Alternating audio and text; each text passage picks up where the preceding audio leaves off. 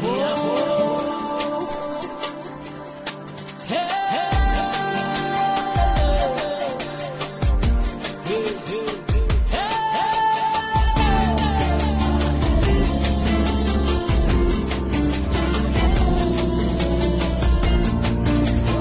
morning. Today, The Power Within is coming to you from the beautiful Groot Constantia estate. I'm Willie G. And after 2 weeks of cricket, it's great to be back on your screens, especially since we're in time to observe 16 days of activism against gender violence. On today's show, Dr. thandi4 tells us why she will always be a rural girl at heart. We find out more about the practice of osteopathy. Then we're celebrating our best lives at O Magazine's exclusive annual tea party.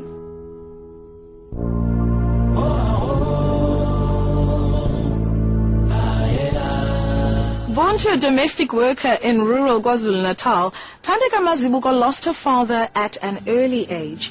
She was sent to live with relatives who forced her to quit matric and get married at just 17. It begins in the dusty roads of Kwanyuswa when we grew up with my mom and a big family with my great-grandparents.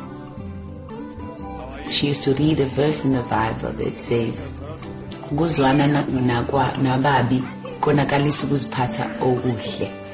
having bad people around you can deviate you from the good behavior that you might have learned in your life. That was a verse that really anchored our family. My mom was a domestic worker raising us up as a single parent. I always go back and say, I'm grateful for my mother for teaching me religion, because I think it's the most important basis of every child's life. Whatever religion it is, it forms the basis of belief, and belief is everything in life. People give up because they lack that belief that it can be done, it is possible. I lost hope in school when my school got bent down in standard 8. I was in the middle of the year, around April. That did cripple our lives and had a huge effect on our academic progress. Hence, then my mother then negotiated with her sister, who had just married to a pastor. Then I went to stay with them in Chesterfield in order for me to continue with my education.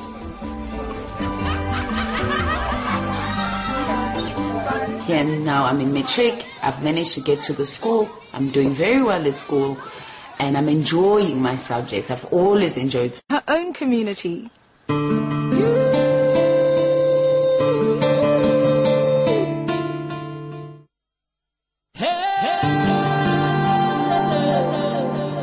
You're back with The Power Within. As a single mother raising a son with financial difficulties, thandi4 went on to complete her matric and then studied medicine. She now specializes in oncology and has started her own NGO, Sinomusa Nothando, which raises cancer awareness in the rural community.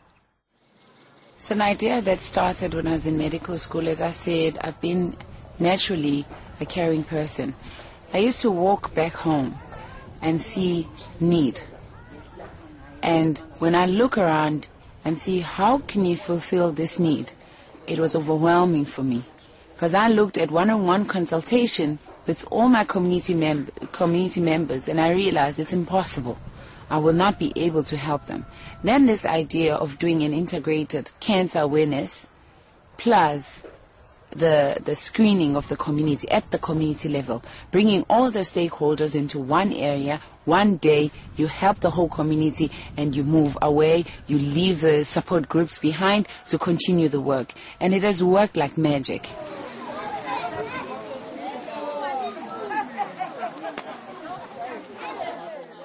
I interfere with every meeting, with every structure that exists, with at the pensioners when they meet. We go there before our cancer witnesses. We visit every structure. We go to churches churches are important because every Sunday there's an appointment, there's a congregation, there are people who are there every single Sunday.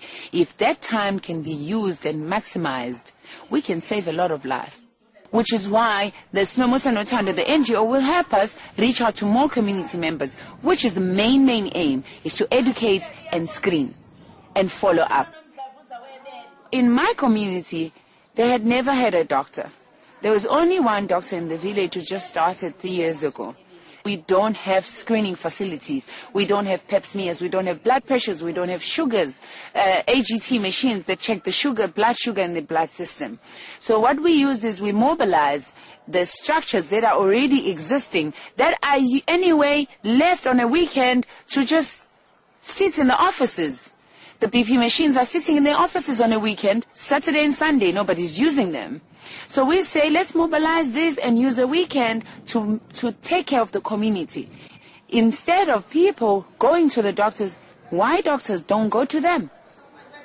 The doctors come at shift level, they come for 4 hours and they go home. We use medical students, we work with medical students because medical students are the future doctors. It's a part of training for them as well. But it's also giving back because they come in lab coats and community feels they're being taken care of. So our aim of the NGO is to do screening at the community level, to make the community, motivate them into committing into healthy lifestyle. Where we cover the cancer of the prostate, the cancer of the cervix, the cancer of the breast. We also cover AIDS-related malignancy, which is my passion, because I'm an African and AIDS is common amongst African.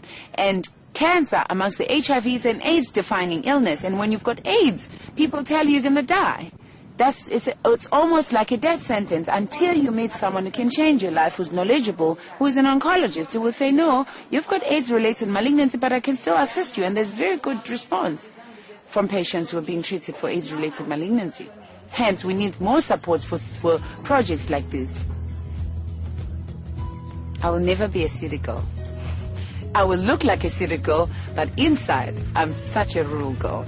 In everything that I do, it is so rural, based on the morals, the principles, and sometimes the naivety that comes with being rural. It's beautiful, because you don't